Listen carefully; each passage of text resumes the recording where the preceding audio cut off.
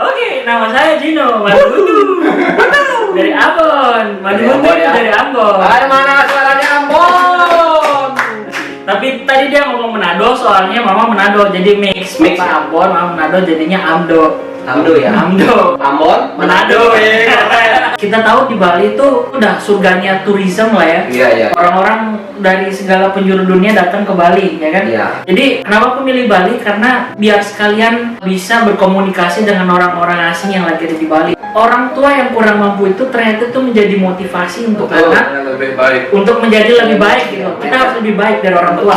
Waktu itu internship program sih ke Amerika, G1. Pertama kali internship masuk ke Bali itu di kampus itu.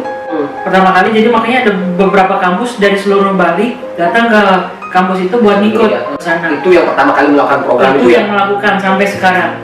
Kita komitmen untuk jadian. Itu terjadi di Amerika. Itu terjadi di Amerika. Woi, jadiannya di Amerika ini. Langsung saat itu juga aku diangkat jadi data manager. Woi, Kamu mantap. jadi data manager ya? Woi, oke, keren nih gitu kan. Oke, waktu makanya aku langsung job data manager di sana sampai aku ngambil keputusan buat ke Makau jadi staff lagi. Housekeeping. Enggak, dia ke Makau turun jabatan. Bisa bayangin nggak kenapa itu? Pertama kali Di Taipa. datang kan di Taipa. Oke. Wow semua. Woi, keren gitu ya. Masuk ke Makau. Oh. Gimana tuh bro, perasaannya kehilangan orang tua di tahun yang sama gitu? Wah, itu berat banget ya. Tahun itu tahun yang hampir buat aku stres dan mungkin aku pengen ninggalin kerjaan yang sekarang.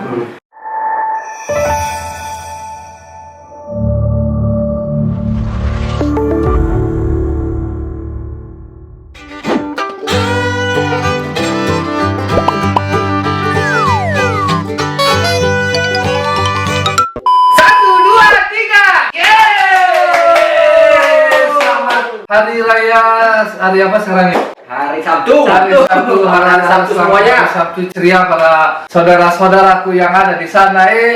Kita datang lagi di sini sama kita dalam acara Morte Gene. Kita hari ini kedatangan tamu dari Manado. Ini dia yang di sini sudah lama dia di sini itu. Bacot, kau. Oke, kita lihat tamu kita. Gino Maduhutu.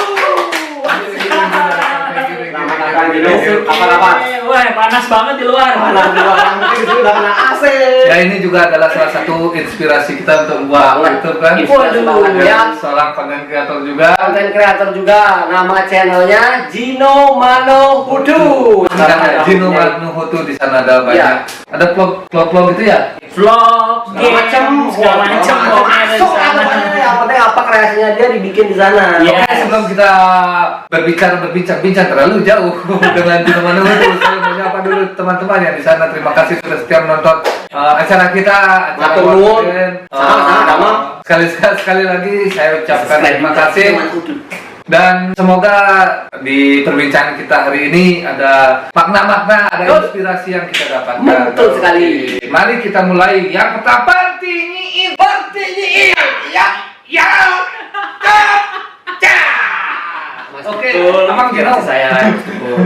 Abang Gino, boleh perkenalkan diri dulu dari mana dan asal dari mana itu artinya. Oh, gitu aja. Gitunya, mengerti lah ya. Biasa, mulutnya kena semen loh. Oh, kesandung dikit. Jadinya begini. Pantas. Oke, nama saya Gino Maduhutu dari Ambon. Maduhutu itu dari Ambon. Dari mana suaranya Ambon?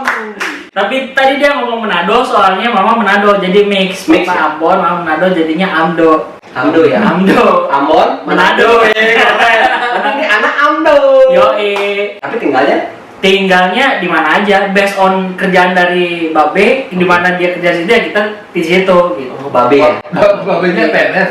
Enggak, Babe pelaut. Oh, pelaut. Babe pelaut. Jadi kadang base-nya ke Jakarta, Cilacap, atau tempat-tempat yang ada kilang minyak tuh, tahu kilang minyak besar Pertamina tuh. Iya. Di mana ada itu, di situ kapalnya biasanya masuk. Itu kapal minyak? Itu kapal aspal sih.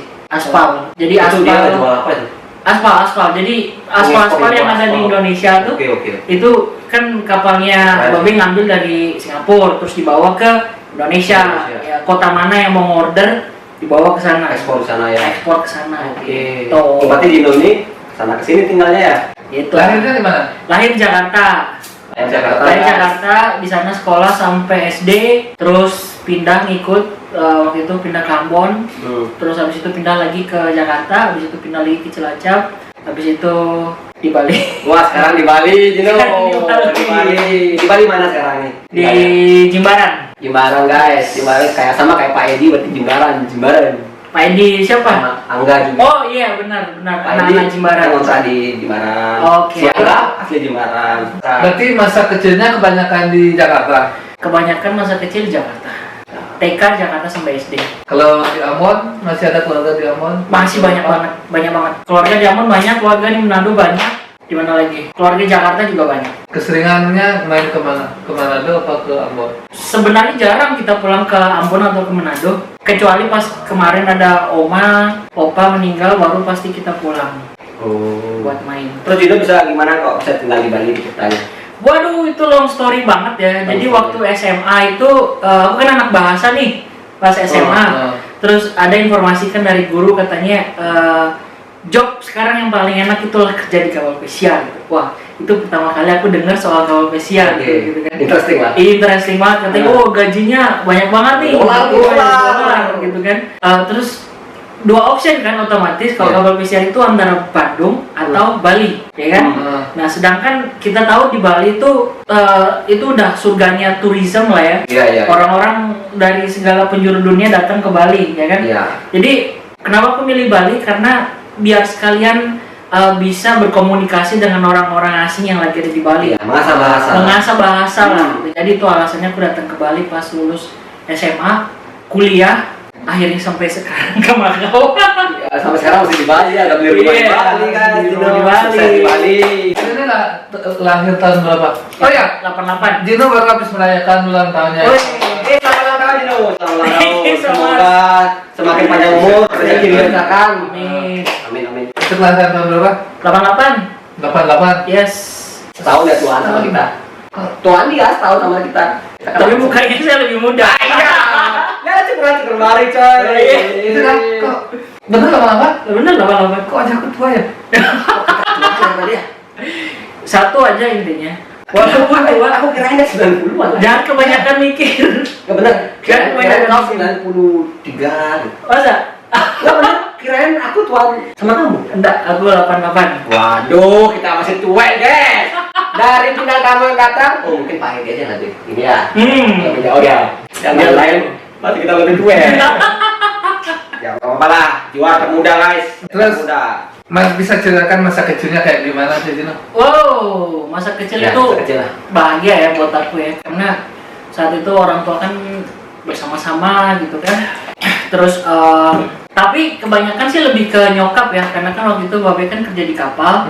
Jadi dia lebih kehidupannya lebih banyak di luar rumah, di kapal gitu kan. Terus tapi ya tetap lah, maksudnya sebagai kepala rumah tangga dia tetap tanggung jawab kepada keluarganya, walaupun anaknya jarang ketemu.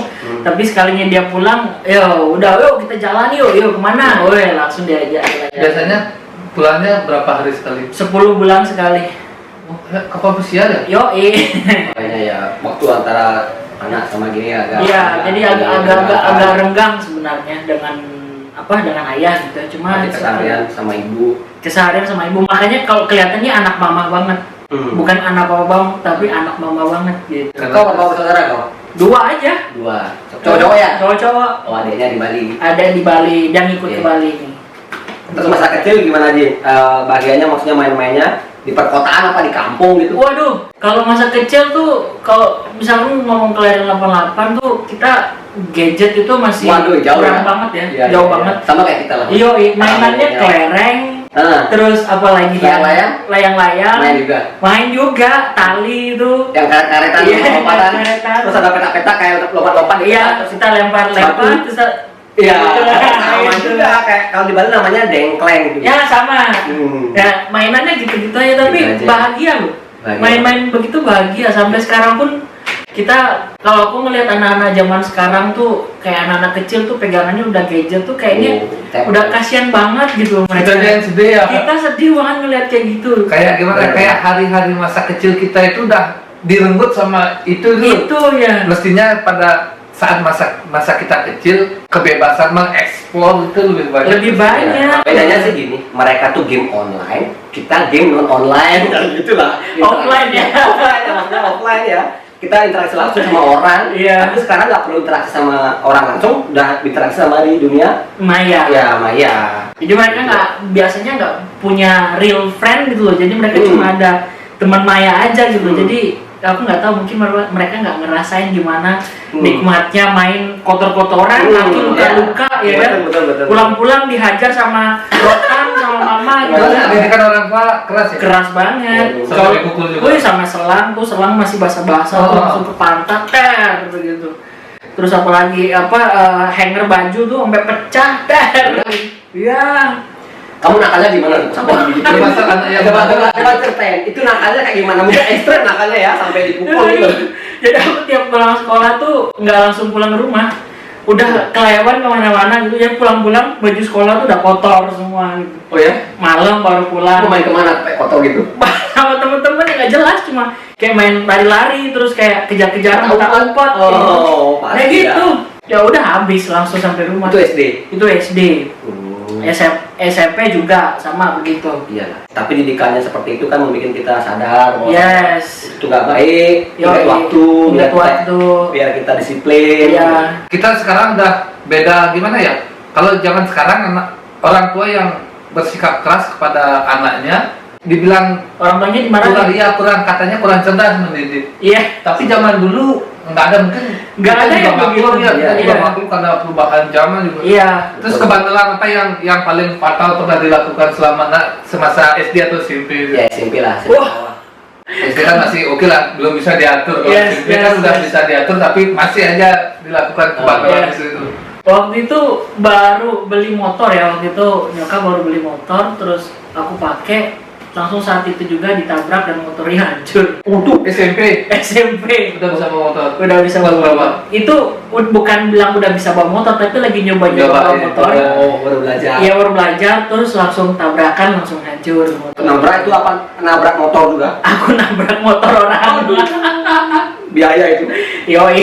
Ah, itu juga yang bikin orang tua. Iya, rotan lagi kena ceren gitu. Terus kayak Dino itu termasuk dari kehidupan orang tua, apakah termasuk mampu atau berkecukupan atau gimana? Kalau bisa dibilang orang perkapalan ya, mungkin bisa dibilang medium lah, medium ke bawah medium. gitu, bukan medium ke Iya. atas ya. Karena dari segi rumah pun dulu kalau aku bisa bilang orang tua tuh masih agak susah waktu itu buat ngambil rumah gitu. Jadi kita waktu itu masih ngontrak dari rumah satu ke rumah yang lain karena dari segi kerjaan. karena memanen ya. Iya, Medan kan kita pindah. Jadi Iya. kalaupun punya rumah sendiri, waktu itu kan Percuma posisinya juga, ya. percuma gitu, karena kita nggak akan nempatin rumah itu. Jadi Selamanya nggak sama. ya, mulai kesini makin tahun maksudnya makin bertambah tahun, ternyata harga rumah tuh kan semakin naik. Jadi ternyata tanpa kita sadari akhirnya orang tua menjadi susah untuk ngambil rumah, dan posisi anak juga sudah mulai masuk ke jenjang dewasa ya kan, dan sekolah yang lebih tinggi, which is pengeluaran otomatis lebih banyak. Iya, benar. Jadi itu dialokasikan ke pendidikan anak dulu sama Betul orang sekali. tua. Iya. Gitu.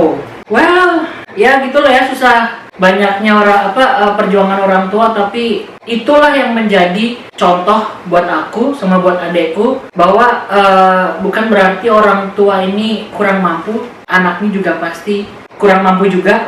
Tapi ternyata orang tua yang kurang mampu itu ternyata itu menjadi motivasi untuk anak lebih baik. untuk menjadi lebih baik gitu. Kita harus lebih baik dari orang tua. Mindset kita berbeda jadinya kan. Yes. Jadi kita ngeliat ibu orang tua kita susah, Iya. akhirnya kita ikut membawa perasaan, kita harus menolong mereka seperti ini. Sama kayak Hendra, kayak Bromo itu inspirasinya kan dari orang tua juga. Kalau Iya. Hendra dulu ceritanya kan dia pernah kesini cerita orang tuanya dulu tinggal di maaf ya di kayak dalam kambing. Oh. Dibully. Mereka dibully. mereka sering dibully. Terus Wow. dari sana berpikir Hendra gimana caranya biar masa sih Angkat terus hidupnya kayak gitu. Iya, iya. bapak saya udah seperti ini, masa saya harus Harus begitu lagi. Oh. Yang saya marah, yang bikin saya marah tuh orang-orang ngebully itu untuk apa? roda berputar guys, kita nggak tahu kehidupan kita itu bisa lebih tinggi daripada Anda gitu loh. Jangan sering merendahkan orang. Yes. Mungkin zaman dulu emang pikiran mereka nggak seperti itu, karena mungkin ya kalau yang saya lihat makin kesini orang-orang makin sadar bahwa kehidupan itu akan berputar. Kalau di dahulu kala sama kayak di desa saya tuh, kehidupan dari kecil, kehidupan yang dulu itu emang segitu-gitu aja, nggak ada perputaran gitu loh. Iya. Saya punya satu cerita tentang daerah saya. Dulu anak-anak setelah tamat SD mereka nggak disekolahin gitu. Baru-baru ini setelah tamat SD menuju ke SMP, SMA baru. Itu banyak yang nggak naik kelas ya dulu ya. Yang dulu yang masih dulu tamat SMP mereka udah disuruh keluar kerja tuh kayak jadi ART kayak gitu. Jadi kehidupannya mereka segitu-segitu aja nggak sih. Bisa dimaklumi ya kalau mereka itu sering ada bullying. Soalnya sih era kita tuh zaman krisis moneter sih. Iya. Oke, terus kan SMA-nya di mana? SMA aku di Cilacap. Masih di Cilacap. Iya. Pernah SD, ikut SMA enggak sih. Untungnya. Kan maaf ya di daerah kota ibu kota biasanya kan. Enggak pernah. Cuma ada beberapa sekolah aja sih yang selalu begitu, memang katanya dari tahun ke tahun. Cuma untungnya sekolahku waktu itu nggak ada lah situasi ikut-ikut begitu. Masih aman. Masih aman. Semua ya jenjang sekolah SD, SMP, SMA di Cilacap. Di Cilacap. Oke. Karena SD-nya SD apa tuh? SD Pius, SMP Pius, SMA Yosudarso, itu sekolah Katolik semua tuh. Katolik ya? Oh yang semua sekolah di sana agama Katolik? Mix, siapa aja bisa. Iya, tapi untuk memang yayasannya memang dari Katolik. Oke, kembali ke jenjang sekolah nih Jin. Kamu pertama kali bawa HP di umur berapa? Bawa HP ya? Umur berapa ya? Waduh, itu lama banget ya, SMA kayaknya. SMA ya? SMA. Wah sama berarti sama kita ya? SMA. Baru mulai bawa HP ya? Iya. SMP minjem. Oh udah mau minjem, udah dapat pakai HP baru tahu. HP. Soalnya kan temanku punya ya poliponik. Gimana ya? Kalau ke sekolah bawa HP itu keren nggak ya? Gila. Dan HP temanku boleh loh dipinjam-pinjam. Kamu mau bawa HP nggak besok ke sekolah? Ini bawa HP ku gitu. Iya. Benar. Sama ya buat gaya-gayaan aja sih. Waduh. Sebenarnya nggak ada untungnya sebenarnya. Terus pas pertama kali bawa HP gimana perasaannya tuh? Apa yang digunakan HP itu untuk apa fungsinya biasanya? Waktu itu bokap ya yang bawa, karena kan dia kerja di luar, jadi dia bawain HP Nokia yang pertama kali keluar tuh yang buat lempar maling. Bisa jatuh. Iya, itu HP udah masuk ke mesin cuci pun udah rusak. Apa tuh? Tapi aku kalau Nokia emang bahaya sekali. Iya, itu brand Nokia emang fenomenal lu. Itu bahagia banget ya dapat HP itu. Iya, kuat banget tuh. Kuat banget. Itu mau dibanting kayak gimana juga kuat banget. Mencet gini guys. Kalau ABC kan satu tombol ya? Iya. Satu tombolnya itu ada ABC ya? Iya, kalau kita kali 3 kali, 2, 3 baru kecil. Nah gitu. Nyata nggak? Kita kalau bikin SMS sambil bangun bisa ya? Iya. Kok bisa ya? Oh bener. Udah bawaan tangan, udah bawaan tuh sampai nonton TV kan, kita tahu tempat ABC, D, E, F, G, padahal mencetnya susah sekali loh. 3 kali, 4 kali kadang-kadang. Sekarang nggak bisa loh. Pakai gini saya udah nggak bisa. Harus lihat. Tapi kalau kayak gitu sambil ngobrol masih bisa loh. Iya. Sekarang HP sekarang kan HP QWERTY tuh, QWERTY tombolnya kan starting dari pelopornya tuh kalau nggak salah BlackBerry waktu itu dia ngeluarin QWERTY. Itu dari yang tombol atas tuh. Iya. Sekarang udah begini. Udah musnah juga BlackBerry ya. Udah hilang sama Nokia. Udah hilang. Terus Jin, kalian jenjang sekolah ya? Asmara gimana? Dulu pertama kali pacaran sama siapa? Sama siapa? Jenjang mana? SMP, SMA? Kalau ngomongin asmara tuh lucu ya. Soalnya dari SD kelas 6 itu aku udah dapat surat. Wah, ada cewek nih naruh surat. Masih zaman surat-suratan. SD kelas 6. SD kelas 6 itu surat itu dia bilang kalau dia suka, dia sayang sama aku. Walah, masih kecil banget. Siapa yang duluan? Dia. Wih, kayak sedikit berarti. Gitu. Terus aku lihat, aku takut waktu itu gitu. Karena kan waktu itu belum pernah pacaran tuh SD. Ih, apa nih gitu, aku kasih orang gitu kan. Aku tinggal. Terus SMP kelas 2 waktu itu kakak kelas datang sama geng-gengnya gitu kan. Ngalangin pintu, aku nggak boleh keluar, langsung ke kelasnya nyatakan cinta katanya. Ya begitu goblok. aku tinggalin aja, nggak peduli. Tapi kakak kelas, wah ini kakak kelas nih, masa kamu nggak mau ngerespon sih gitu kan? Urusanku apa gitu kan? Berundungan sih. Iya, aku tinggalin aja waktu itu. Tapi akhirnya dapat SMA kelas 1 dapat pacar kelas waktu itu. Kelas 3, aku kelas 1 dia kelas 3.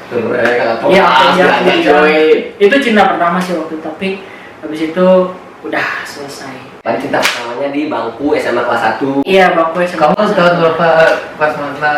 Ini bukan storyku, jadi kalau bukan story. Ini the story of Gino Manahud. Aku juga itu pernah pacaran, lucu sekali. Kita pacaran tapi nggak pakai nama asli, Waduh, nggak pakai nama asli.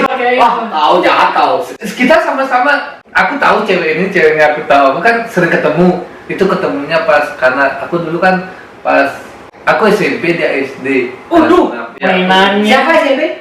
Di SMP. Kamu pacaran sama orang SD? Iya. Berondong. Kok berondong? Aku yang lebih tua. Ya kan kamu nyari berondong. Zaman SD dulu kan nggak kayak sekarang. Sekarang SD mah kecil-kecil banget kan? Apa gede-gede orang SD cuk? Sekarang dulu gede-gede juga, lebih gede udah pasar dulu. Sekarang lebih gede. Lebih gede. Sekarang lebih Iya, gede. udah lihat. Anak SMP aja sih Gino. SMP bisa kayak Gino gede. Tinggi-tinggi kan? Tinggi. Dulu masih kecil. Umurnya lo aku bilang umur. Dulu makan besi, sekarang udah makan susu. Itu kan dulu aku karena aku juga nari kan, aku juga penari dulu. Oh, mantap. Kita udah tahu nama masing-masing, kita pakai nama samaran. Julukan ya. Tujuannya biar orang tua kita nggak tahu. Pintar. Iya. Oh gitu. Pintar. Oke. Kalau aku sih ya bilang dah, apa namanya? Cita pertama sih di Jawa. Sama orang Jawa aku. Waduh. Dia kan ibunya Aku dulu di Jawa lama. Oh, masa? Ya di Banyuwangi lama. Oh, Cita oke. pertama aku di sana orang Muslim sih dulu. Oke. Ya, itulah dari Jawa ke Bali Ya, pindah. semoga dia lihat. Malah saya udah lagi tuh. Terus Ya, mungkin kita lihat ya. ke SMA lagi. Miss you ya. Jangan. Kebandelan SMA yang pernah dilakukan apa? Waduh, kalau bilang SMA sih bandelnya banyak banget ya. Dan tadi dia bilang nggak pernah pulang. Selain tawuran lah, tawuran nggak pernah. Tawuran tuh gimana nih? Nggak pernah. Aku nggak pernah. Oh enggak, kan sekolahku enggak. Sekolah yang lain ada. Tapi kan banyak itu sekolah-sekolah tawuran tuh yang Iya ada, tapi yang sekolah itu tergantung sih kalau kepala sekolahnya keras, ketahuan ikut itu harusnya udah langsung di depan. Kalau sekolahku begitu, jadi kalau misalkan ada anak yang berani ikut itu ya hilang, udah depan pindah sekolah lu kalau mau di kick out bang. kick out. Itu muslim Keras. sekolah tawuran ya kenapa Hampir gitu ya? nggak tahu sih, aku nggak tahu. Biasanya kan seperti yang kita tahu kan ada sekolah tuh ada akreditasinya.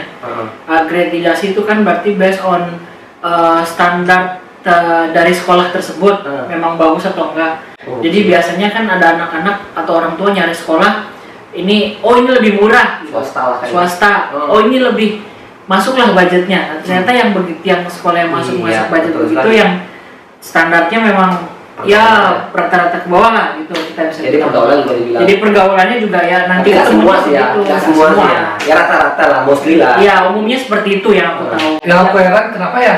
Maaf ya, bukan semua sekolah itu ya. Ya. Kebanyakan anak STM yang ada di Bali kan ada juga daerahku juga anak STM. Pasti anaknya itu bandel-bandel gitu loh. Kenapa yuk?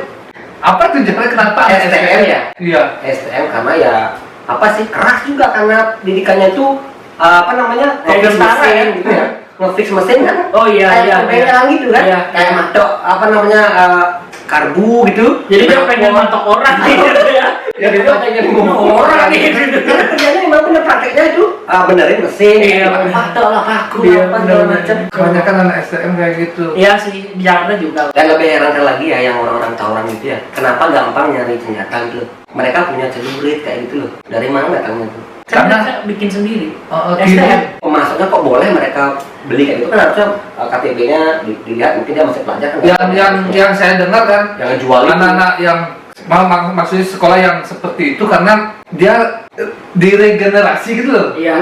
Misal kakak kelas nih udah kelas 3, yang anak yang baru masuk ini digodok biar suka tawuran, biar mengikuti kakak kelasnya. Jadi kan Ada otaknya lah. iya, dan berarti baru masuk dia udah terkontaminasi otaknya dia melakukan Jadi ngikut gitu, ya, gitu. Terus duluan gitu. Iya. itu dah kan ya jadinya berkelanjutan, jadinya musuh-musuhan, tetap musuhan. Nah, iya, Generasinya tetap ada. Itu sebenarnya kesalahan siapa itu? Ya kakak pembimbing. Pembimbing.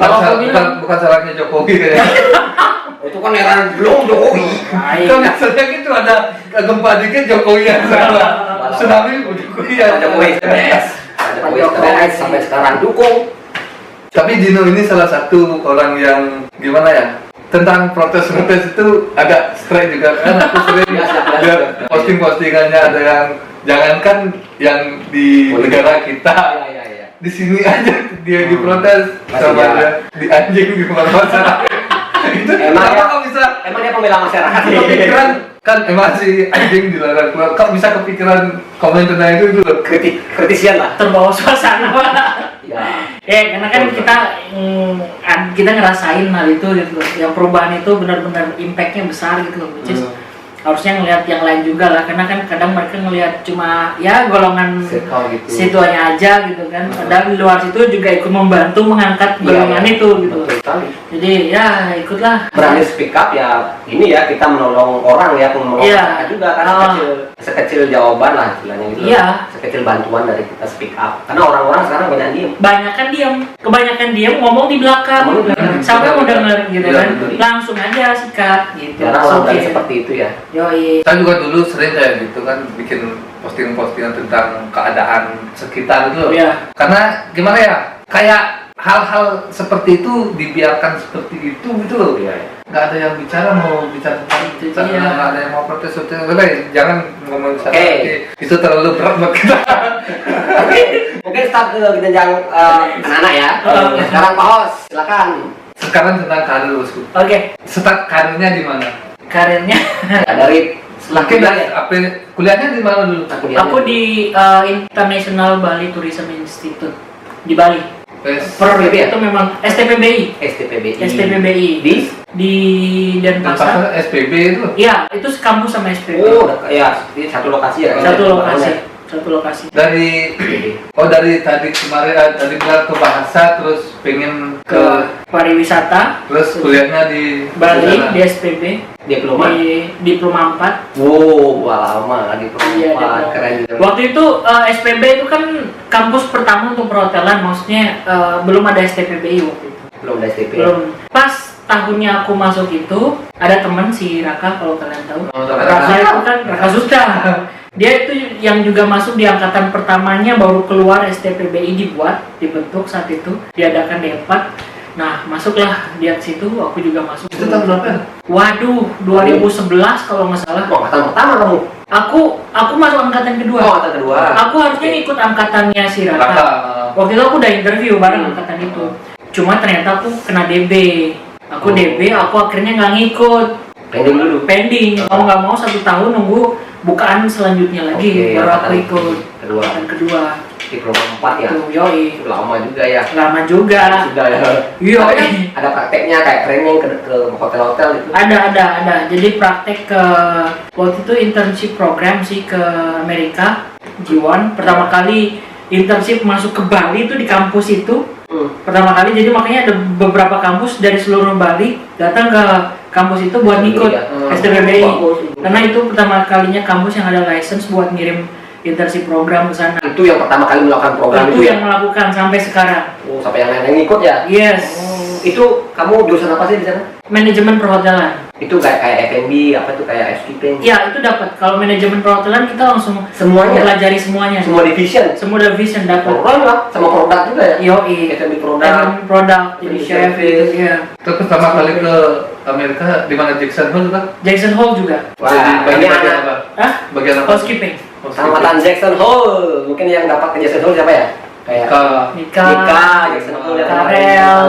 Karel dapat. Karel bukan Jackson Hole tapi Miami dia, tapi J1. Jiwan ya, jadi Jiwan juga kan pernah ke Amerika lah istilahnya, tamat-tamatan Amerika ini. sama istrimu juga nih? Yes. Sama satu. Kita jadiannya di sana. Nah, Ketemu. nah gitu dah ya. Asmara lagi deh. Nah, asmara lagi. Ketemunya di sana. Ketemu di sana. Kita pending dulu ke pekerjaan asmara. Gimana ketemunya sang istri nih gitu sampai katanya ya Gino juga lama pacaran sama dia, sama kayak Indra kemarin. Yes. Sebelum kayak sekarang budak rumah tangga lah, berdua ada suami istri. Itu lama prosesnya juga jalan. Gimana ceritanya Din? Waduh, aku teman kuliah, aku sama dia. Di STPBI. Sama di STPBI. Jadi dia ada mantan lah, pacar lain yang sudah 6 tahun berjalan. Waduh. Aku juga ada juga yang lain. Seru ya. Kamu punya pacar sebenarnya. Terus kesana kita internship ketemu, ternyata mulai ada ternyata chemistry itu bisa muncul kapan aja di mana aja gitu kan. Sama mutusin dari hati lo. Enggak, ya ini sekedar cerita ya. Cerita aja. Udah ini sama istri udah. Bukan dikit nggak apa-apa lah. Yoi. Terus habis itu kita di sana, kita saling jalan, terus mungkin ya biasa lah ya, long distance itu biasanya menjadi alasan utama orang itu break up. Berarti kita ada di Amerika dan pasangan kita ada di luar, ada di Indonesia lah, ya, jauh. Terus akhirnya masing-masing kita udah mulai renggang komunikasi, kita break up. Terus ternyata dari segi break up itu ketemu chemistry dengan dia di sana. Sering curhat lah ya. Curhat itu bahaya loh. Jangan sering-sering curhat ya. Hati ya. Lagi di long distance jangan curhat sama yang lain. Bahaya. Kalau aku udah lihat kamu belum. Jadi boleh curhat sama siapa jadinya. Kalau kita nggak boleh. Jadi ya akhirnya kita ngerasa nyaman, ya akhirnya kita saling mengisi, kita jalan, akhirnya kita komitmen untuk jadian. Itu terjadi di Amerika. Woi, jadiannya di Amerika ini. Pas nembak, woi, ya. Itu di mana tempatnya itu? Caranya gimana? Gitu loh. Mungkin di pantai, kayak di bendungan, kayak di sungai gitu. Waktu itu sih kan dia situasinya lagi sakit ya. Waktu itu dia sempat masuk ke rumah sakit di sana gara-gara usus buntu. Usus buntu di sana. Terus mungkin momen itu dia perlu someone yang buat take care apa, karena dulu aku memang dekat dari kampus, dekat dalam artian memang teman waktu itu. Tapi mulai kesini take care-ku mulai bukan nganggap dia teman gitu, karena dia juga udah perlu someone buat pasangan hati. Iya, jadi udah mulai berbeda. Dari situ dia pun katanya mulai muncul, wah orang ini ternyata care banget gitu, baik banget gitu. Ini pasangan hidupku. Belum ada kepikiran itu waktu itu gitu kan. Tapi akhirnya setelah dia sembuh, akhirnya kita mulai ada omongan lebih lagi. Akhirnya kita jadian sampai sekarang udah 11 tahun. Wah. Pacarannya berapa tahun? 11 tahun. 11 tahun. Yes. Ya. Kalau nikahnya sampai setahun kalau ya. Nikah udah setahun lah, Februari sampai sekarang ya. Kita kan baru nikah Februari 2022. Ya berapa, masih hitungan bulan sih, belum tahun ya. Ini ya, Dino salah satu anak perantauan yang di luar negeri berhasil sukses untuk membangun apa ya? Enggak sih, membangun planningnya lancar, nikah di luar negeri secara hukum dan negara sah. Sama kayak Bapak. Gitu lah. Jadi selamat sekali lagi untuk Dino, udah berhasil melakukan pernikahan di luar negeri, mungkin nanti di Bali atau di Indonesia dilakukan lagi adatnya kayak gitu kan. Udah ada program buat anak? Program bos. Sudah pasti. Mudah-mudahan lancar program. Tapi sebenarnya dari semua kisah itu ada sesuatu yang paling penting dari itu, karena kan dari 11 tahun itu jadian, nggak mungkin semuanya mulus gitu aja. Kan? Karena waktu aku kerja di Bali, istriku kerja di kapal 4 tahun. Terus kita lebih lama long distance ketimbang kita bersama. Jadi setelah dari Amerika kita kelar, kita mulai karirnya mulai sendiri-sendiri. Terus makanya kita pisah, jarang ketemu. Tapi dari pisah itu oke lah, ada beberapa hal yang membuat kita bergejolak gitu loh. Karena setiap long distance tuh ada aja situasi yang lika-liku buat kita bermasalah gitu kan. Oke, intinya adalah di saat kita ada masalah itu, kita tetap discuss, kita saling marah nih, gitu. Tapi kita discuss, tapi saat itu juga kita memang udah berkomitmen, saat itu ya selesai. Kita discuss, kita marah, tapi saat itu selesai, saling maaf, saling minta maaf. Fix problemnya jelas, gitu kan. Jadi karena kalau kita nggak berkomitmen tentang hal itu akan susah dijalanin kemudian hari. Ego itu harus tetap direm-rem ya. Yes. Either dia yang mau minta maaf duluan atau aku yang minta maaf duluan. Itu yang susah guys. Ya. Itu yang susah kebanyakan pasangan. Yeah. Kita itu harus menanamkan rasa sabar yang sangat tebal dalam hati. Yes. Jadi kita nggak bisa kalau aku loh yang menang, kamu loh yang salah, nggak boleh saling menyalahkan. Nggak bisa, Itu nggak bisa. Kalau pasangan kayak gitu saling menyalahkan. Yes. Niscaya nggak bakalan awet. Yo, betul banget. 11 Betul nggak? tahun. Agree nggak? Agree banget. Emang. Iya, jadi walaupun nanti kita memang udah menikah sekarang, hal itulah yang akan kita terapkan gitu. Iya. Ada masalah, oke, kita selesai, berantem, oke, tapi hari ini selesai. Habis itu keluar dari rumah, kita nyantai lagi, senyum-senyum Iya. lagi. Kata kuncinya sih gini, kamu jadi api, gua jadi air. Ya, harus begitu. Harus ada yang gitu. Harus ada yang Api begitu. dan air gitu loh. Yes, benar. Nggak jadi api sama api, kebakaran aja coy. Rumahnya kebakaran udah kayak, Ya, kalau ada oke. mulai kebakaran kayak minuman gitu ya. Gitu. Oke, terus sekarang kan dari sana udah jadian. Yuk. Selain pernah kerja di Bali nggak? Wah, pernah banget dong. Jadi waktu aku Wah ini manajer nih guys, Bali. Balik dari US, terus balik jadi US, Nah, iya. aku nyambung kerja di Sun Regis, waktu itu Sun Regis Bali, jadi Sun barman. Jadi waktu itu kan otomatis belum selesai kuliah dong, karena kan masih melanjutkan kuliah, Iya. selesai di sana oke, kan, oke. karena program cuma 1 tahun di sana kan. Sembarinya aku kuliah, ya aku juga kerja di Sun Regis waktu itu, karena semenjak kita udah dapat internship program itu, kayaknya nggak bisa kalau kita cuma nyantai-nyantai aja di rumah. Pasti kita pengen ribet, pengen kerja maksudnya gitu. Mau diem lah. Gak mau diam, mau dapat duit dari orang tua itu udah nggak bisa lagi masuk, Iya. gitu kan? Kita harus kerja sendiri, kita yang ngebiayain diri kita sendiri. Soalnya mulai kita dari perantauan, jadi kalau diem agak bisa. Nggak bisa. Nah, aku kerja di Sun Regis waktu itu 6 bulan. Kenapa 6 bulan? Karena ternyata waktu itu ada opening hotel baru Le Méridien Bali Jimbaran, waktu itu baru buka. Terus aku tertarik tuh buat kesana. Karena ditawarin juga teman, karena kan waktu itu Sun Regis dan Le Méridien Bali itu adalah satu grup Starwood. Waktu itu Starwood ya, Group, ya, oke. dia nginfoin, lu coba deh kesana gitu. Oh oke, aku coba kesana. Internal transfer kayak gitu. Internal transfer. Karena ya. Langsung aku ngambil ke bellman juga waktu itu. Oh masih jadi bellman. Masih bellman, aku interview bellman. Terus waktu itu pre-opening kan, karena waktu itu Le Méridien baru buka tahun berapa aku lupa. Itu pre-opening banget dan itu rekrutmen member pre-opening. Aku ikut bellman, tapi selama 1 bulan ternyata mereka kekurangan 1 reception. Nah ditanyalah internal dulu, ada yang mau jadi reception nggak? Gitu. Aku nggak ada waktu itu tentang ilmu tentang reception sekali kan. Tapi oke, aku coba gitu. Oke, sini kita interview. Walaupun aku udah staff sana, tapi tetap di interview karena mau masuk ke reception. Oke. Aku di interview. Oke, kamu tahu nggak? Jelasin kan. Kira-kira prosedur check-in atau check-out kayak gimana sih gitu?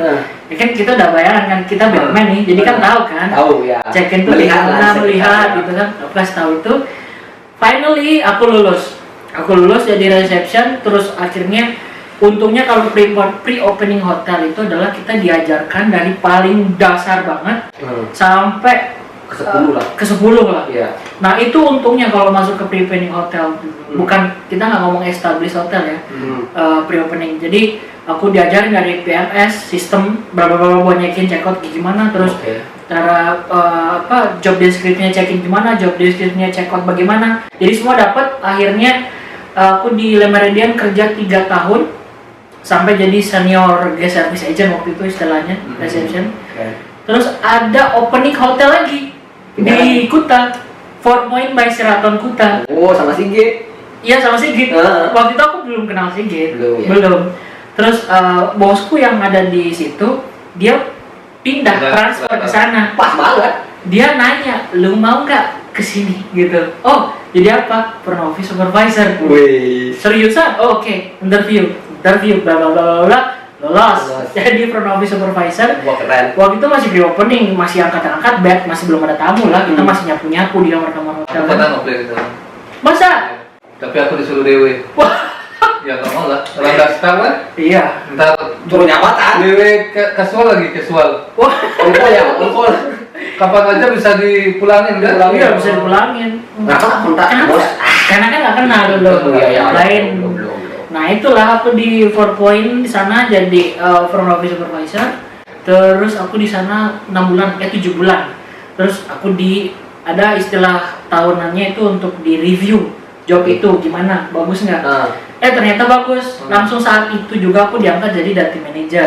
Woi, Kamu mantap. jadi data manager ya? Oke, keren nih gitu kan. Oke, waktu makanya aku langsung job data manager di sana sampai aku ngambil keputusan buat ke Makau jadi staff lagi. Housekeeping. Enggak, jadi dia ke Makau turun jabatan. Bisa bayangin nggak kenapa itu? Apa pertimbangannya mengambil Nah, yang kalau ngomongin ini seru banget. dari Ngomongin ini seru banget. Kantong bos. berani ambil keputusan, oke, saya turunkan jabatan saya menjadi Tapi, ya itu dia. Tapi dia kamu yang beliau. Tapi gini, oke. Jadi untuk posisi manajer tersebut itu memang orang-orang taunya posisi manajer itu udah enak ya posisi ini gitu kan. Bos. Gajinya udah gede gitu Iya, kan. bos. Oke, aku akuin emang gede, tetapi gedenya itu ada standar di Indonesia untuk UMR manager. Karena kan waktu itu aku udah coba applying di posisi DM di beberapa hotel kayak Movenpick, Ritz Carlton. Standarnya itu pasti selalu antara 6 ke bawah. 6 juta ke bawah. Oh, untuk standar itu jadi basic, manager ya? basic ya untuk Manager. DM waktu itu dari manager. Itu manajer 7 jutaan ya, 6 jutaan ya. 6 taruhlah harga segitu. Iya, 7. 7 lah. Dan itu kalau kita mau minta lebih, ternyata susah. Maksudnya Memang mereka kayak RGU di interview gitu. iya, kita mau minta lebih dari itu. Itu susah. Jadi mereka akan bilang, oh nggak bisa karena memang kita naruh standarnya seperti ini. Standar salarinya segitu. Iya. Itu manajer. Di luar dari servis yang didapatkan ya. Anggaplah rata-rata ya oke lah 10 juta karena servis lah berapa? Mungkin ya, Lebih 4 juta lah. Enggak. Juta. Nah, jadi itulah yang jadi kesimpulanku pas aku mikir, oh ternyata pengeluaranku begini. Ternyata kurang gitu, karena waktu itu aku nge-cover orang tuaku posisinya. Karena waktu itu adalah masalah orang tua, jadi ada kendala antara mama sama papa. Jadi aku di sini sebagai anak pertama, aku ngambil tindakan buat nge-cover tulang punggung. Aku harus nge-cover orang tuaku gitu kan. Jadi dengan gaji segitu, dengan aku harus bayar cicilan ini kalau kredit card ini aku nggak cukup, nggak bisa gitu. Terus makanya aku melihat ada opportunity. Aku waktu itu coba nge-plan nyari yang lebih tinggi, nggak dapet. Aku udah capek banget nih gitu, karena kan biasanya posisi manajer itu kerja jam 7 ya harus pulang jam berapa? 10. Wah, overtime terus. Iya. Setiap hari seperti itu. Oh, thank you, bukan overtime. Oh, thank you ya. Oh, thank you. Nggak dibayar, Oh, thank you.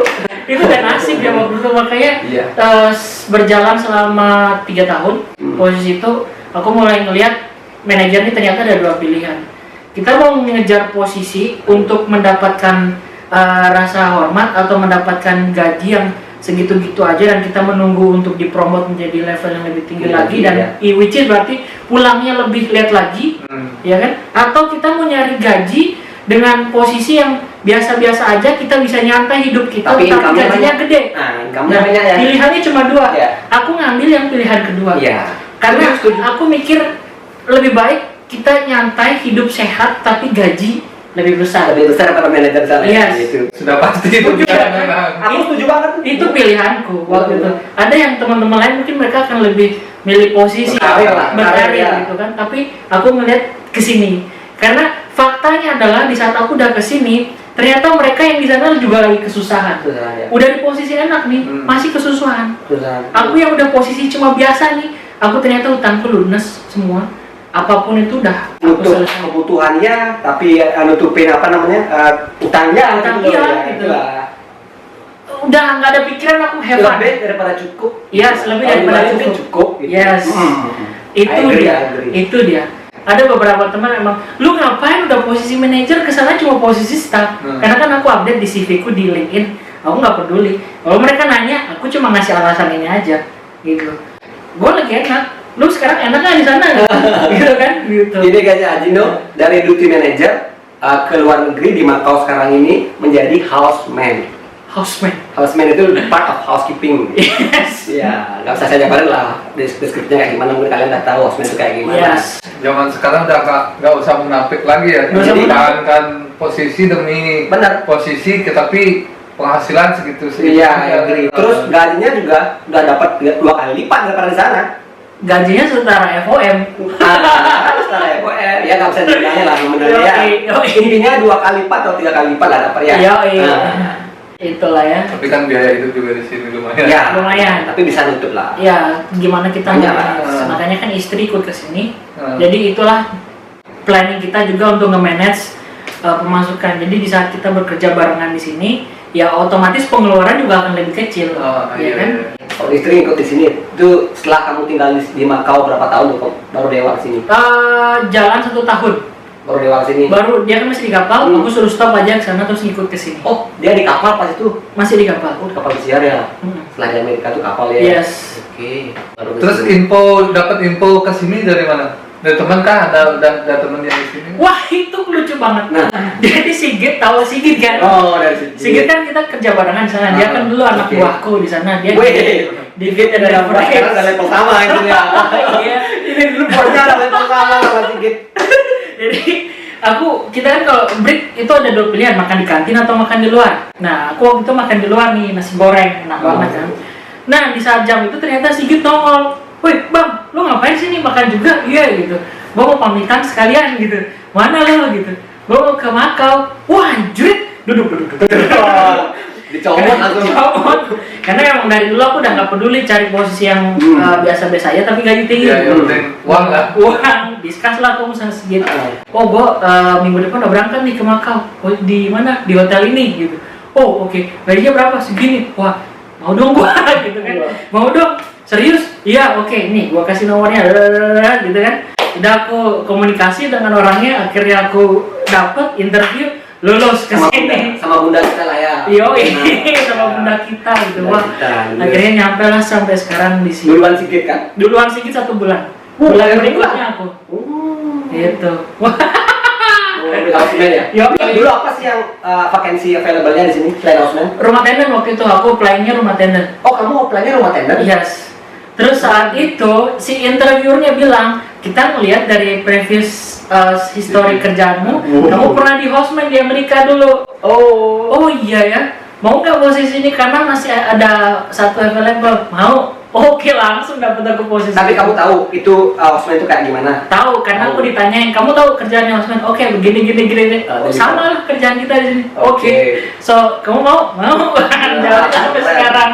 Selamat. Sampai sekarang lah. Terus kesannya pertama kali menginjak Makau gimana?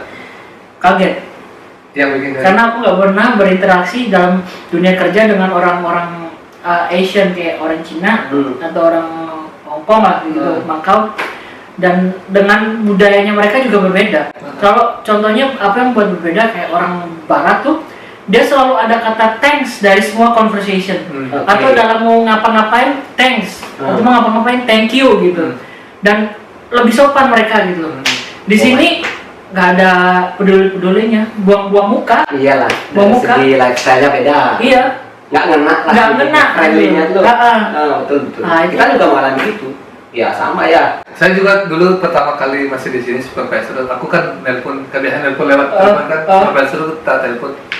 Tahu nggak? Biasanya kan kalau mungkin pengalaman kita yang dulu, kalau orang angkat telepon mungkin ya Mbak SCC mungkin seperti itu.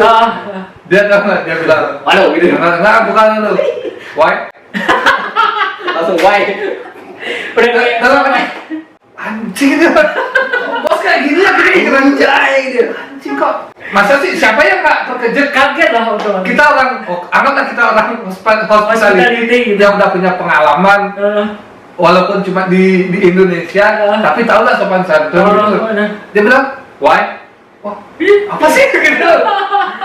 Ternyata emang seperti itu budayanya mereka. Tapi except that, ya orang Makau baik-baik sih. Baik-baik, Yang baik-baik. Ini yang modern style gitu. Yes. Terus yang paling mengena di hati tuh kayak family feeling di hotel kita dulu di Four Seasons. Ya, Emang the best sih Four Seasons ini. true. Ya, Aku dia agree. sangat protek karyawan, Ya. peduli karyawan meskipun dalam keadaan sekarang lockdown, mereka masih bisa ngasih kita kesempatan Mereka bekerja. tetap nge-keep karyawan. Hotel-hotel yang lain udah pada MPL 1 bulan, Udah lebih malah. lebih. Nah, itu Dan saya suka di sini loh, baru masuk di sini mereka nggak peduli walaupun sama kayak Jino kan, walaupun pengalamannya udah tinggi udah tetap dia akan dapat training dari nol juga. Yes. Walaupun kita udah tahu kan mungkin pikiran mereka karena prosedur setiap hotel setiap company itu berbeda, jadi mereka treat kita dari nol. Yes. Gitu. Ya, dari pas awal ya gitu. Terus dengan situasi keadaan Makau Di Makau. pas impressionnya gimana? Wow, iya. Oh, Karena aku awalnya di akui, mana? dari kayak segi gedung ya, pas pertama kali datang gitu, gedung pertama kali Di Taipa. datang kan di Taipa. Iya. Oke. Wow semua, keren gitu ya. Masuk ke Makau, Kok yang ini? Lagi kayak gitu. Kita udah 3 kali kayak gitu, bro. Setiap bintang tamu, setiap orang yang datang ke sini pasti mereka cerita di kota dulu. Terus aku tanya lah, terus setelah kamu nyari dari luar, gimana ekspresinya? Wow. Sampai rontok rambutku coy. Kok yang ini? berarti bukan aku aja, semuanya juga gitu. Anak-anak rantau yang ke Makau, orang Bali, orang apapun itu. Karena emang bedanya 360 derajat. Iya. Kita di kota lah, apalagi kalau nyampe nya malam kan, Yes, indah banget gitu kan. Lampunya Terus? merah kuning hijau kan. Setelah beberapa hari di hotel, paginya kita ke Makau saya. Oh, Tapi masih di jembatan tuh keren lah. Keren. Iya, jembatan keren lah, udah kelihatan Lisboa. Iya. Itu Makau the best pernah di kota itu. Iya. Masuk ke dalam, jemuran di gedung gitu. Warna gedungnya coklat merona, ada hitam-hitamnya juga. Waduh, gue di mana ini ditaruh? Itu Takutnya di bawah tangga tidurnya gitu loh. karena ini loh pikiranku, kan di Bali kan kita mungkin karena budaya kita di Bali nggak ada yang jemur pakai daun di atas gitu. Jalan-jalan gitu loh. Ya, kan biasanya mereka pasti pakai gantungan gitu di bawah. Di teras lah gitu. Di sini emang nggak ada teras, emang dia harus di luar gitu. iya. Itu dah. Setelah lihat ya seperti inilah keadaan Makau ya. Gitu Beda lah. jauh memang. Iya. Kaget. Nah sekarang tentang kan Gino ini kita tahu Gino seorang konten kreator. Konten kreator Oke. YouTube juga. Kok kepikiran bikin YouTube? Apakah baru di sini bikin YouTube atau Iya awalnya. Sebenarnya dulu gimana udah, sih? Cuma abis itu karena nggak konsisten, terus akhirnya aku biarin tuh. Udah berjalan 1 tahun, 2 tahun, aku nggak ngejalanin lagi. Terus Sempat malas ya? Sempet malas karena ya kerjaan yang dulu itu udah nggak ada waktu aku buat bikin konten. Oke. Jadi pas aku kesini lebih banyak waktu senggangnya, karena lebih banyak waktu buat jalan-jalan juga gitu kan.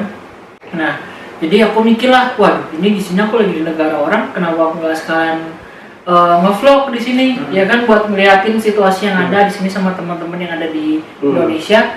Mulailah aku Nge-YouTube. nge-YouTube, Nah. ngejalanin lagi yang sebelumnya belum pernah, udah lama nggak aku jalanin. Akhirnya selalu muncul sekarang video-video vlog terbaru. Terus karena aku juga suka nge-game waktu itu, aku alokasikan juga untuk Ya, skillnya ke sana. skill kesana aku masukin sini ke YouTubeku semuanya. Dan sampai sekarang ya mulailah ada growing up sedikit. bertumbuh lah. Ya, ada Memang bertumbuh. awalnya kalau kita nge-YouTube ya, konsistensi itu perlu. Itu paling Kalau kita nggak konsisten, kita berpikiran kayak aku mau nyari duit di YouTube bukan untuk dokumentasi ya. Ada 2 tipe nih. Yang ada orang untuk menjalankan hobi dokumentasi hidup yes. di YouTube, dan ada orang emang nyari uang. Yeah. Kayak mereka pikirannya aku mau YouTube untuk cari uang dulu deh. Gitu. Yes. Salah itu pikiran yang nomor 2 kan.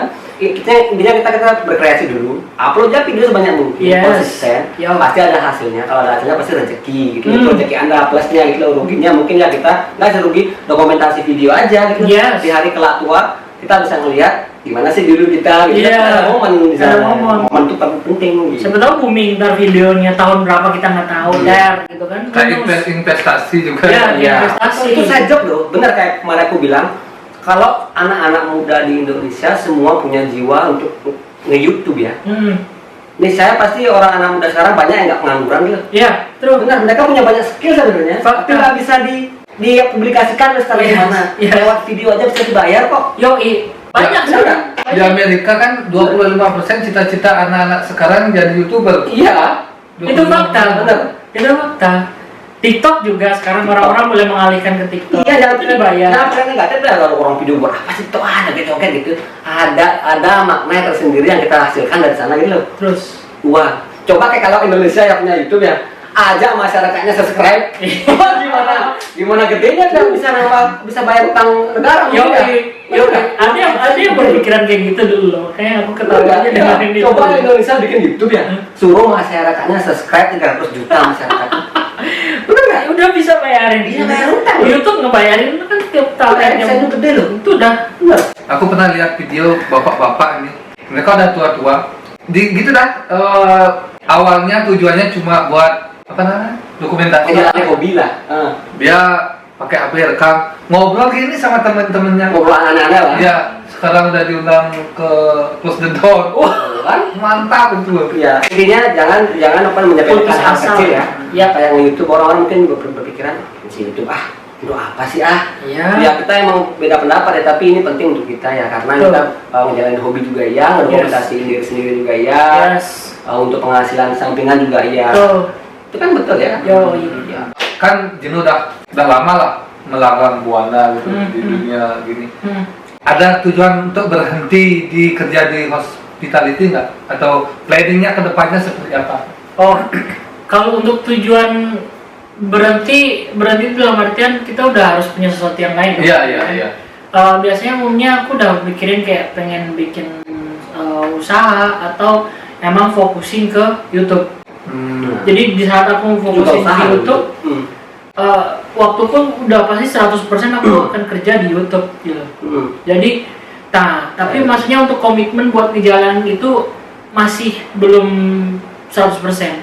Karena aku masih berpikir bahwa kerjaanku ini juga penting untuk menyuntik YouTubeku juga. Ya kan? Karena kan kita juga perlu modal untuk menjalani YouTube side job ini.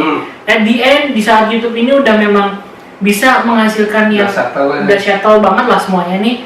Aku berani 100% buat benar. Karena YouTube gajinya per bulan loh guys. Aku tahu setiap tanggal 22 udah gajian itu. Ya, benar. Karena dia udah jalanin rekeningmu.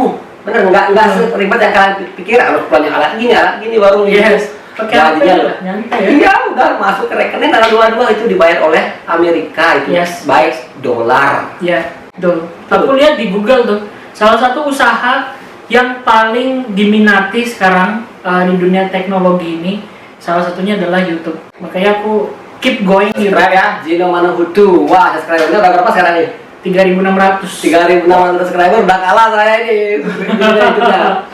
Mancan TV ya, itu lain bukan yang di Morten Gaming Mancan Podcast TV. ya. Lain Ini udah juga. kalah. Apalagi udah punya udah banyak-banyak nih, tolong ya. Jino Manahutu, follow and support Jino Manahutu. Yoi. Karena saya tuh proud of Jino. Karena dia tuh bisa membuat hidupnya tuh kayak bahagia, ceria, tapi di dalam dia ada kesedihan gitu. Nah, semenjak di Makro ini, semenjak kalian sebelum menikah sama istri, mungkin ada hal yang terjadi musibah dalam hidupmu. Wow, so many. Jino ini habis kehilangan orang tua guys. Yes. Kedua-duanya sebelum pernikahan ya Jino. Iya, sebelum Ya. pernikahan. Jadi saya proud tuh kenapa? Karena Jino mampu menahan kesedihan itu sampai kuat sampai sekarang ini loh. Iya. Gimana itu bro? Perasaannya kehilangan orang tua di tahun yang sama itu. Wah, itu berat banget ya. Tahun itu tahun yang hampir buat aku stres dan mungkin aku pengen ninggalin kerjaan yang sekarang. Cuma ya aku realize lagi apa tujuanku ada di sini gitu. Waktu itu memang apalagi situasi COVID ini aku nggak bisa pulang ke Indonesia. Cuma selang 2 bulan loh orang tua aku pergi. Yang pertama babenya ya. Dia bulan Maret waktu itu meninggal. Terus habis itu mama menyusul 2 bulan berikutnya.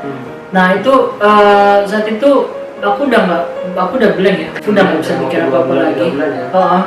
Tapi ya itulah gunanya ada seorang istri yang support, yang dia tetap nge-support dikala kamu sedih, dikala aku sedih, dia menguatkan kamu, dia nguatin aku nggak bisa ngelak dari hal itu bahwa kita bisa sekuat itu ngadepin masalah. Tapi karena ada sesosok orang yang terus nge-support aku sampai aku bisa bukan ngelupain tapi bisa untuk move on, bertahan untuk situasi yang ada meskipun jiwa udah berat gitu loh. Iya, udah hancur, otak udah nggak karuan. Iya, aku punya adik juga, yang harus aku support dia juga. Betul. Nah kalau aku kenapa-napa, maksudnya dengan aku stres dengan situasi yang ada, otomatis adikku juga akan kenapa-napa. Karena selama ini dia yang aku handle gitu loh.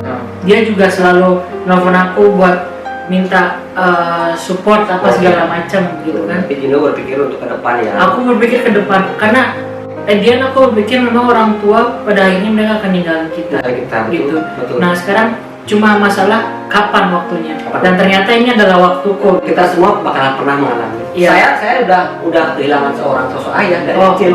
Jadi ibu saya tuh nggak nikah lagi sampai besar kita. Wow. Jadi saya udah kehilangan pertama ayah, mungkin ibu masih ada. Oke. Itu aja saya yang punya.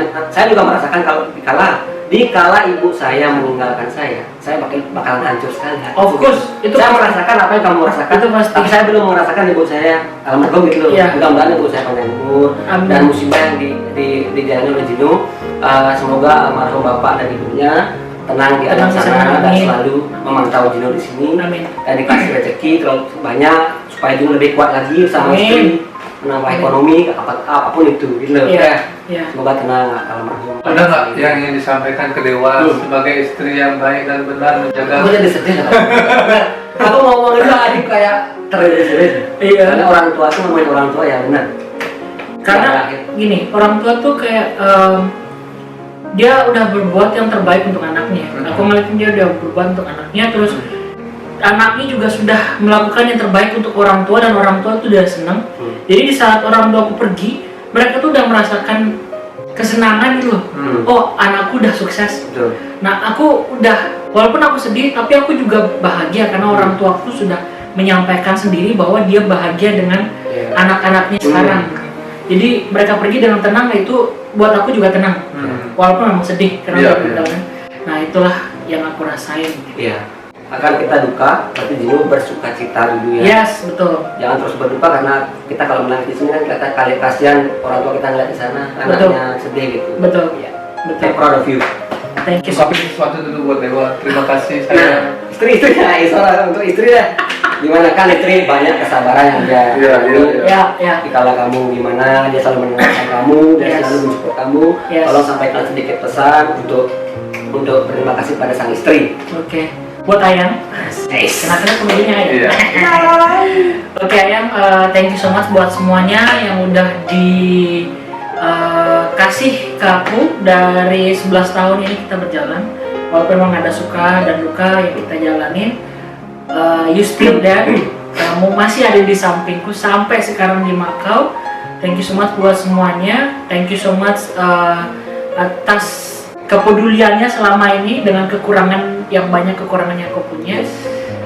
I will do my best for you until the day of my time, and then aku akan menjadi suami yang terbaik untuk kamu sampai kapanpun. Wow, grow up together, become grandma and grandpa. Oke, sekali lagi terima kasih buat Jino udah hadir di tempat kita dan jangan lupa subscribe juga support lah teman kudu, oke? Dan jangan lupa tetap stay tune di channel kita. Sebelum kita akhiri, seperti biasa bacotan-bacotan yang mungkin bisa menginspirasi dari teman saya yang mungkin ya begitulah. Sekarang bermanfaat lah, bukan bermanfaat. Ya, sekarang mulai bermanfaat dalam kehidupan. Oke, thank you saudaraku. Terima kasih sekali lagi ya untuk Jino ya, sangat menginspirasi kita hidupnya dan sangat memberi dukungan support full dari kalangan anak muda lah ya. Oke, kata-kata motivasi. Ibu saya pernah bilang, kamu pernah merasakan penderitaan hidup seorang anak laki-laki yang telah kehilangan sosok ayah di usia remajamu. Kelak suatu hari ibu pun akan pergi meninggalkanmu. Ibu pernah melihat betapa sulitnya hari-harimu ketika kamu menjalani hari tanpa sosok ayah. Ibu hanya minta, saat ibu telah tiada, kamu harus tetap jadi anak ibu yang kuat karena duniamu tetap akan terus berjalan meskipun hatimu sedang hancur. Oke, kita tutup podcast ini dengan Parama Santi. Om Santi, Santi, Santi, Om. Bye. Wadau.